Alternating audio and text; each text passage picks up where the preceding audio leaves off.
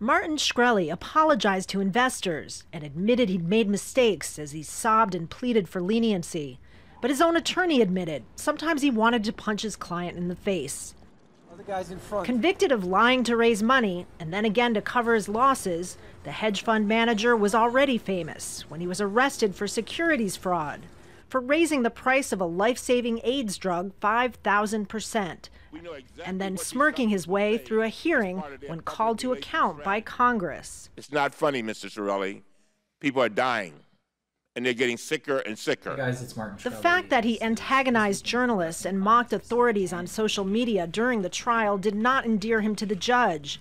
She revoked his bail after Shkreli offered his Facebook followers money for a snippet of Hillary Clinton's hair.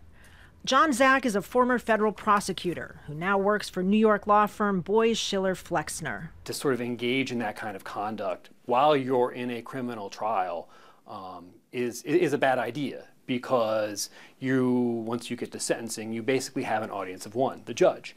And the judge is going to be looking at him and trying to evaluate what kind of person he is. Shkreli, who's been teaching inmates math in prison, insisted he's a good person. "I've learned a harsh lesson," he said in his sentencing letter. "The trial and 6 months in maximum security has been a frightening wake-up call. I now understand I need to change."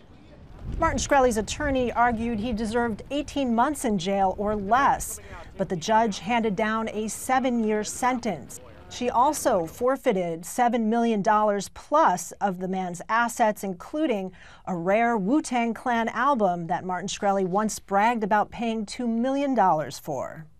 Kristen, Saloomey, Al Jazeera, New York.